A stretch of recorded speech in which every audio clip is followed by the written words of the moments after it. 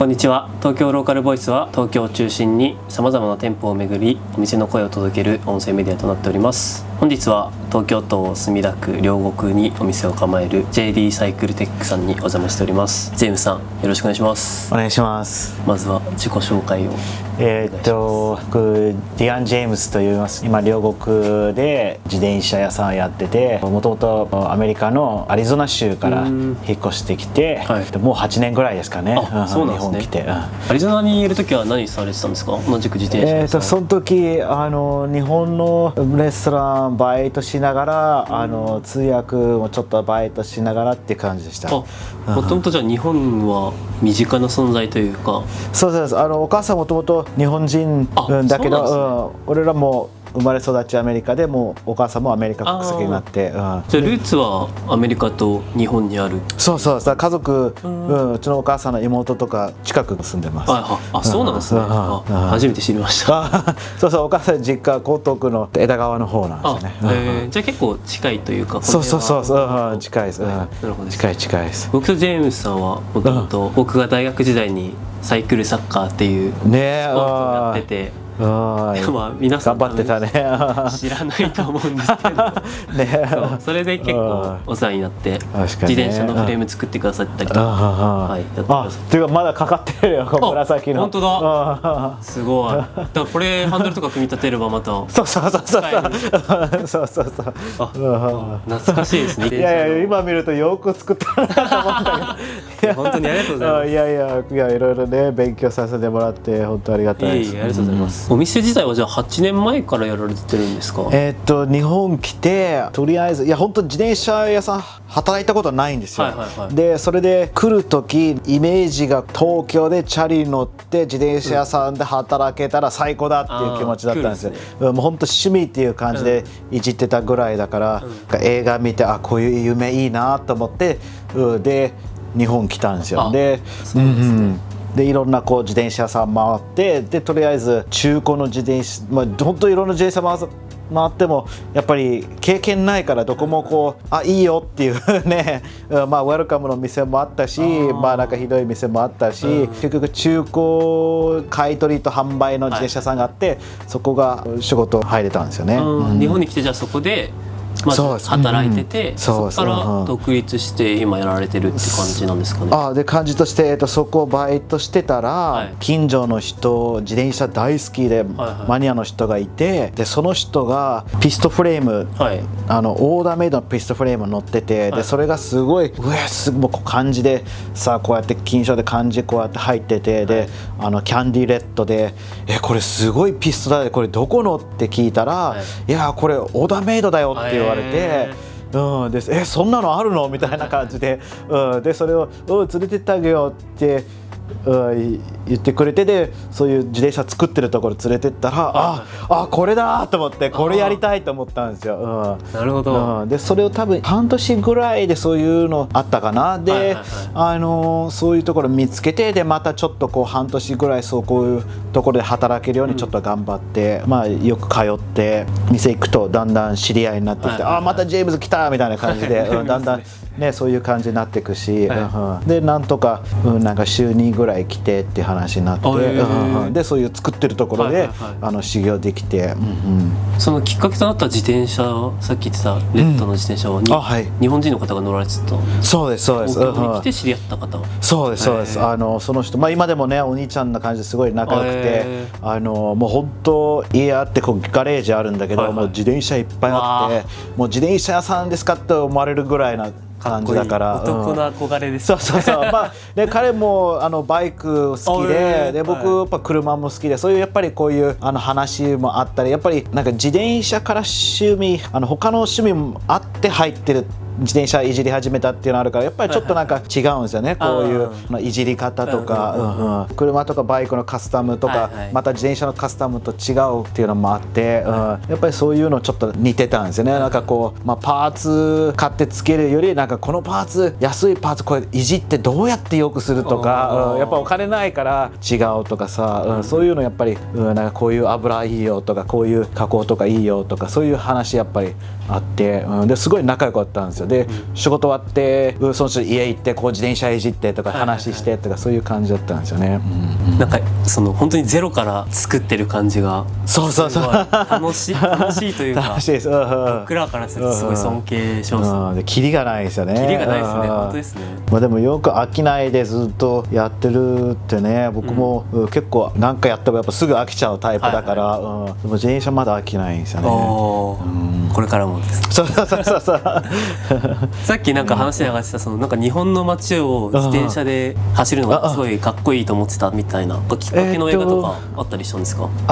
最初はやっぱりこう自転車乗っててこうピストってこうなんか都内でこう乗るっていうのが楽しくて、でアリゾナ州のフィニックスから来てるんですけど、まあ都内ってこう大きいビルがこうバーって建てて、ちょっとスタジアム周りこうチャリに乗るのが楽しかったんだけど、それをもっとこうなんかニューヨークとかそういう最初悩んでたんですよ。サンフランシスコとかニューヨークどうかなとか、そういうところやっぱり自転車とかピスト乗りすごい有名な場所だから、恥ずかしい映画なんだけどラーメンガールっていう映画があって、でその映画見た時なんか外国の女の人が彼氏と日本に引っ越してきて、でその彼氏と別れて、で結局日本で一人になっちゃって、でそれで悲しくこう泣きながらラーメン屋行ってラーメン食べて感動して、でラーメン作りたいっていう映画があったんですよ。それをその子がそのラーメン屋で頑張って修行なんか入れて修行して、で苦労してで結局最後こうやって自分でラーメン屋開けたみたいな感じで、お客さんいっぱい来るみたいな、そういう映画があって、日本でこういう自転車の感じで探してみようと思ったんですよね。ラーメンじゃなくてそうみ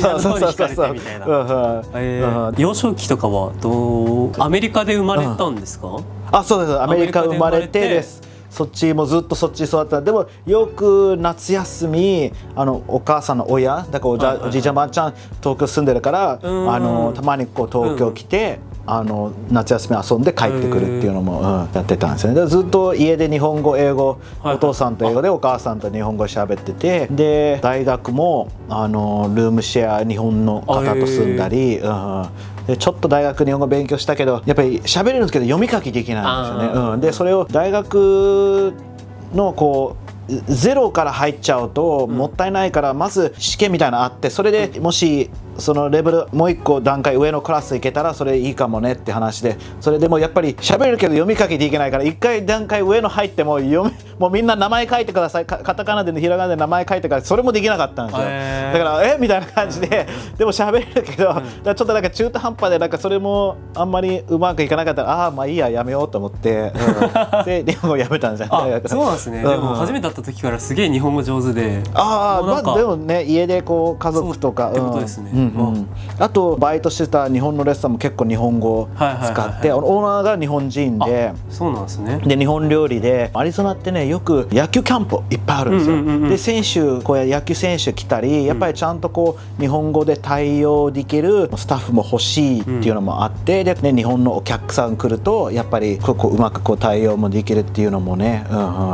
そういう感じですごいその人ね、でもその人のおかげもこう好きなことないのって聞かれて、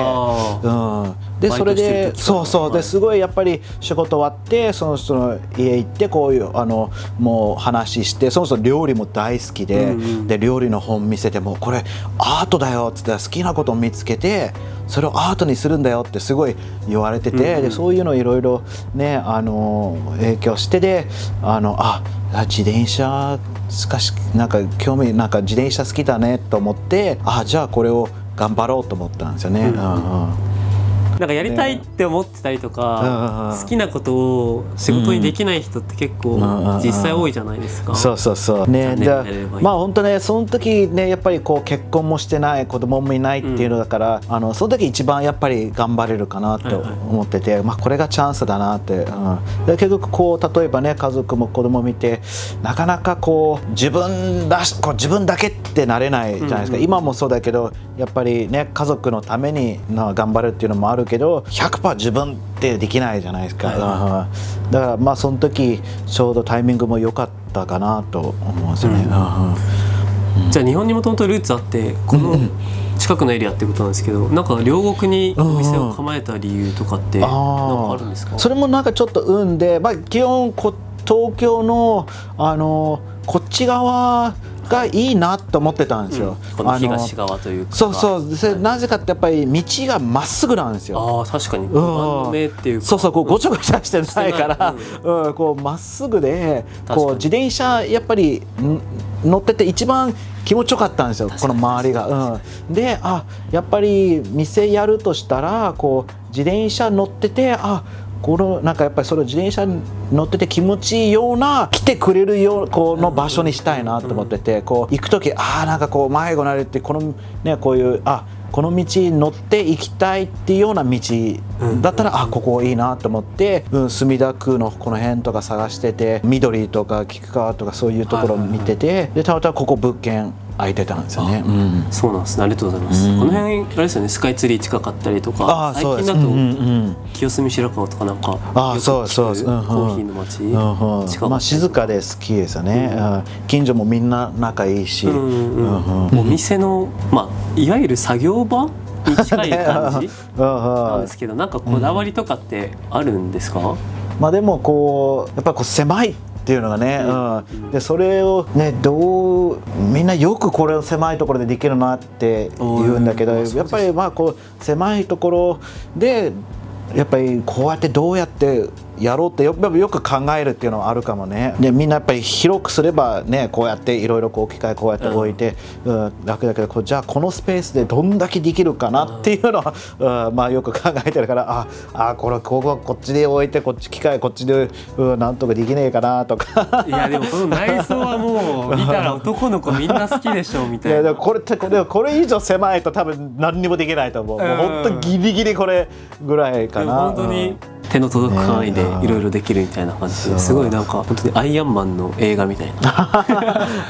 これから作りますよっていうのがすごい伝わってくる内装です。お店は今後どうしていきたいとか？なるべく、オーダーメイドの自転車こう作ってて、で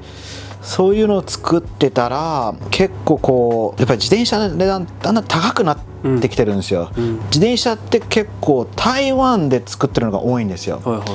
台湾にそういう工場の設備いっぱいあって、そういうもう自転車こう大量生産で作りたいってなると台湾が多いんですよ。でそういう台湾の工場で作ってる自転車なのにうちのオーダーメイドの近い値段になってきてるっていうのがあって、でそれがアメリカの人がじゃあブランド作ります、で台湾で作るじゃないですか、でそれを台湾で自転車をこうアメリカに持ってきてくるじゃないですか。でそれで関税とかあって、であと今もう送料も高い、でさらにこう円安っていうので、もう結構こう流行ってるアメリカのブランド日本で販売してるのを見ると、すっごい高いんですよ。でそれで台湾製なのにこんな値段だったら俺こう日本の自転車作ってる人にお願いしたいわ、俺だったらねと思うんだけど、やっぱりねブランドイメージうまいとかこうちょっと変わった形とかこうちょっとやっぱりいいんですよね。でそういうのを見てて、僕のスタイルはやっぱり日本の作りだけどちょっとアメリカっぽいっていうのもあるんですかね。こう物作るとその人がそのものに入ってくるんです。だからこう例えば日本人が車作るとやっぱり日本車っぽいんですよ。でアメリカ人車作るとアメ車っぽいんですよ。で車のカスタムも見るとやっぱりアメリカ人がこうやって例えば JDM をこう真似してやってるっていうのは、それも本当の JDM じゃないけどそれをまたこう日本にまた来てまたちょっと変わったみたいな、そういうなんか自転車もそういうなんかちょっとあるんですよ。で僕もやっぱこう自分らしくものを作って来てくれたらいいなと思って、だからこう大体最近もこうオーダーメイドの自転車も日本っぽいの作りもやってるんだけど、結構こう台湾の工場を使ってなるべく自転車の値段も安くしようと思って、こういい自転車をちょっとなるべく安くしようと思ってやってるんですよね。日本でシティバイクちょっと東京っぽいの自転車とかちょっと考えてて、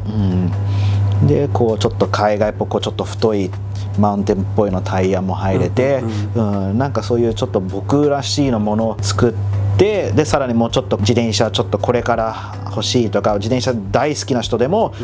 楽しめるもうちょっと安いフレームとか、そういうのを今作ってて、ぜひピストとかピストだけじゃないですよね、でも作って。そう、いや僕もロードとか、ちょっとここかかってるやつなんですけど、これも本当ロードバイクのジオメトリーっていうんですけど、それを太いタイヤ入ってるっていう感じです。ぜひぜひオーダーしたい方はこちらまで。このお店やっててなんか一日のルーティーンというか、どういう一日を過ごしてるのか、一週間ね、結構今、最近ガーってその台湾の工場でフレーム作って塗装出して、それは今上がってきてるから結構バタバタしてて、そんな整理できてないような人だから大体は朝起きてやっぱり書かなきゃ、もう最近やっぱり紙に書こうと思って、もう今日これしようこれしようこれしようってでそれをやっていく日こうやって書いて、じゃないともうだんだんこう忘れて、この前もなんかお客さんがフレーム取りに行きますって来て、でいいですよっつって、それを他のお客さんと勘違いしちゃって、これから来るお客さんこの自転車のホイール、それをこう組まなきゃいけないんですよ。こう手で組むんだけど、それを組まなきゃ、それをフレームと一緒に渡すっていう約束あったんだけど、他のお客さんと勘違いしてて、いいよいいよって来たら、あれみたいなあれって言って、でそれでもうしょうがないからこうフレーム用意して、で川崎住んでるからじゃあもう申し訳ない、俺のせいだから来んだらもう送りますよっつって、いやいや送料払うけどって、いやいやもううちの間違いだからもう送料気にしないでって、もうそういうのばっかでもうどうにかしなきゃと思って、やっぱりちゃんとこうやって書いて、もうなんとか整理しなきゃなって、なんか消していく時も気持ちよかったりしますよね。そうこれやったって、でそれもねだんだん早くしたくなるし、本当こう紙で書くっていうのはね、これからこのお店5年後10年後ってどうしていきたいとか、なんかジェームスさん本人のなんか夢とか。もうちょっとやっぱり大きいところ欲しいなっていうのもあるんだけど、やっぱり塗装できる場所、やっぱりねこう修理塗装とかなんとかできるけど、やっぱこう丸ごとフレームこうバーっていう塗装ブースは欲しいっていうのもあって、なんかもうちょっとこう広くて0から1まで自転車できるような、工場スラッシュショップみたいなのになって、なんかどうしてもこう店ってこうなんかショップ行ってこう物並べるより、やっぱり来てこう作ってもらうっていうのがね、そういう雰囲気がいいから、あんまりこうね、うちもそんな商品並べたりしてないっていうのも、ある、狭いっていうのもあるし、やっぱりこう来て話してどういうものがいいっていう、やっぱりこうゼロから組むっていうのが、なんかカスタムショップでもないですけど、お客さんと一緒に作っていくみたいなの。でもね普通の近所のママチャリのパンク修理とか、そういうね自転車パンクしましたとかハンドル変えたいとか、そういうのももちろんやるし、やっぱりねこういう自転車作ってるからママチャリ触んないとか、なんかこううちの自転車だからあんまりできないだ、そういうのあんまり好きじゃないですよね。なんかこう、やっぱり自転車屋さんでこんだけやってるから任してできますよって、パンク修理でも、来たら全然やりますよって感じで、なんかこうそういうやらない店多いですよね。なんかちょっと作ってなくてもこうおしゃれな自転車屋さんは、ママチャリやってないっていう感じで、そういうね近所のパンク修理からもうオーダーフレームまでやってますっていう、ね、それを幅広くいいなって思って、ありがとうございます。ジェームスさん本人のおすすめのお店とか、全然自転車とか関係なくても。お店この近所ですか？近所でも近所じゃなくても、なんか都内で。最近ちょっと、流行ってるケバブ屋さんがね、俺も日本来て東京来てこうケバブ屋さんすげえ多いなと思ったんですよ。ケバブ多いですよね。ケバブ日本来るまでケバブ聞いたことないんですよ。そうなんですか。なんでこのケバブ屋さんあんの？食べてみたんですよ。であれなんかあんまり美味しくないなって思ったんですよ。最初は。でいやこれ店外れちゃったのかなと思って、でちょっとまた何ヶ月たらまたもう一回ちょっと試してみようと思って、でまた食べたらなんかやっぱりこうアリゾナ州ってこうメキシコに近いからタコスが多いんですよ。やっぱりそれにちょっと比べちゃうっていうのもあって、いやなんか違うなって思うんですよ。で蔵前でやってる店の人が仲いい人がここ秋葉原に美味しいところあるよって言ってて、で24時間なんですよ、で毎日やってるんですよ、で土曜の夜中行ってももうすげえ並んじゃうんだけど、なんかタイミングよけば行って、結構早いし安いし、でそれがすっげえうまいんですよ、で辛いけどね、辛いのこう辛さ選べるんだけど、全部ちょっと試してみたんだけど、でもやっぱりちょっと辛い方がなんかこう味があって、